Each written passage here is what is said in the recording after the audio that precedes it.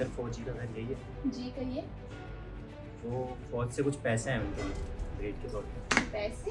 हाँ। अरे आप खड़े क्यों, बैठिए ना। पैसे? Shut up. क्या बोले तुम? कुछ सहारा लग जाएगा। ये पैसे ना सिर्फ मेरे लिए आए, ना कि तुम दोनों के लिए, समझे? तो इन पैसों से ना अपनी गंदे नजर दूर ही रखना।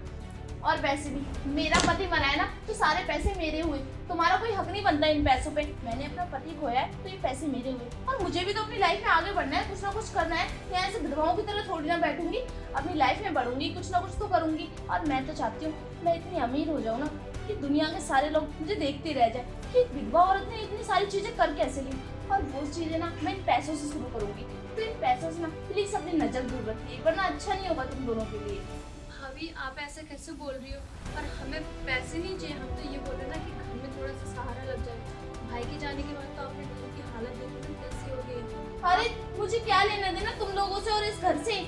और हाँ, मुझे भाभी मत बोलो, मैं तुम्हारी कोई भाभी नहीं हूँ।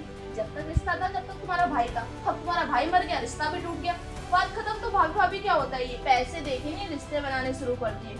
गरीब लोग। भाभी आप ऐसे कैसे बोल रही हो?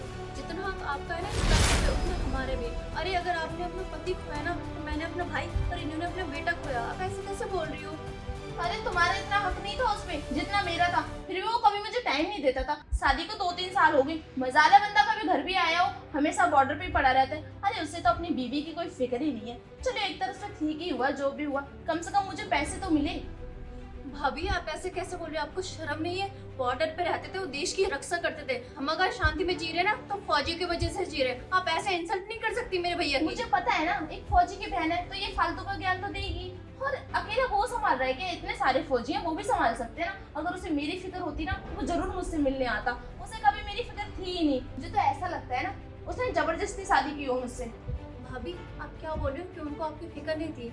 ये जो घर देख रहे हो, ये सोफे, ये सब आपके लिए तो आया था, आपकी जिद पे ना। और आप ऐसे कैसे बोल सकते हो कि उनको आपकी फिक्र नहीं थी? हम लोग तो इतने सिंपल लोग थे ना कि हम लोग ना एक घर में गुजारा करते थे, लेकिन आपको तो 3 BH का घर चाहिए था, जो कि मिल गया। उसके बाद भी आप कंप्लेन कर रही हो कि भाई को आपकी फिक्र नहीं थी। ऐसे कैसे बोल सकते हो? कोई इतना मतलब ही आखिर कैसे हो सकता है? बबू क्या कुछ नहीं किया मेरे बेटे। तुम इस तरीके से बात कर रहे हो? बबू आज मेरा बेटा यहाँ पे होता तो उसको कितना बुरा लगता, और ये तुम्हारी हरकतें देखते हैं। अरे है तो नहीं ना तुम्हारा बेटा यहाँ पे। और जब तुम्हें इतना ही दर्द आ रहा है तो घर से बाहर चले जाओ। मैं तो नहीं चाहती तुम दोनों यहाँ पे रहो, फिर भी रह रहे हो ना। और हाँ, जब मेरे जिद पे ये सब आया ना, तो इन सब पे ना मेरा ही हक बनता है।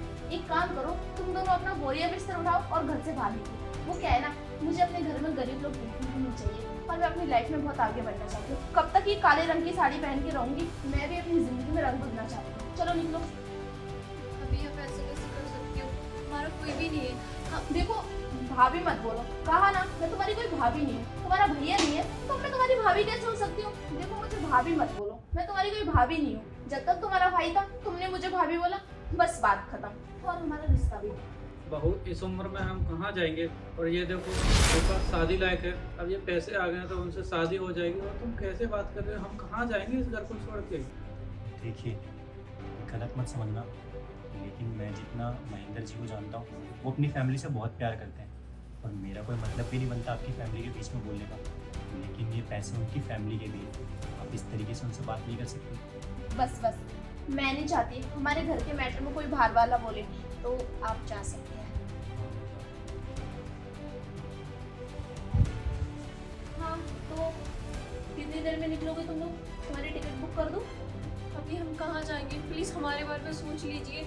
ऐसे कैसे? हमारे पास कुछ भी नहीं, ना घर है ना पैसे, हम कैसे जिएंगे? और दूसरी तरफ देखो ये बेचारी जवान है, इसको कहाँ लेके जाऊंगा मैं? ओ, तो इसकी शादी करनी है। एक काम करो, ये लो 50,000 रुपये। तुम्हारी औकात से बहुत ज्यादा है, देने तो नहीं चाहिए पर भिखारी समझ के दे रही हो। अब अमीर हो गई हो तो ये पैसे मेरी नजर में कुछ भी नहीं है। ये लो, रख लो, इसकी शादी भी हो जाएगी इतने में। दोबारा मुंह उठा के मत आ जाना यहाँ पे फिर से भीख मांगने। बहू तुम कैसी बात कर रही हो? जितना हक तुम्हारा है पैसों का, उतना ही हक इसकी बहन का भी है। ओ बुढ़ी, तुझे प्यार की आवाज आराज नहीं आती क्या? कब से प्यार से बोल रही हो कि अपना बोरिया बिस्तर बांधो और निकलो यहाँ से। चल निकल। हाँ हाँ जाओ, तुम्हारी शक्ल वैसे भी मुझे अच्छी नहीं लगती, बोर हो रही हूँ। ठीक है, या तो बहन, लेकिन एक बात का ध्यान रखना, जो आज तुमने हमारे साथ किया है ना, भगवान करे आपके साथ ऐसा कभी नहीं हो। हाँ पापा, आप बिल्कुल ठीक कह रहे हैं। इनको ना अपनी गलती का एहसास नहीं होगा। जब आपके साथ ऐसा होगा ना कि आपके पास कोई सहारा ना हो, जब आपको ना एहसास होगा कि आपने कितनी बड़ी गलती की है। ये लीजिए आपके पास।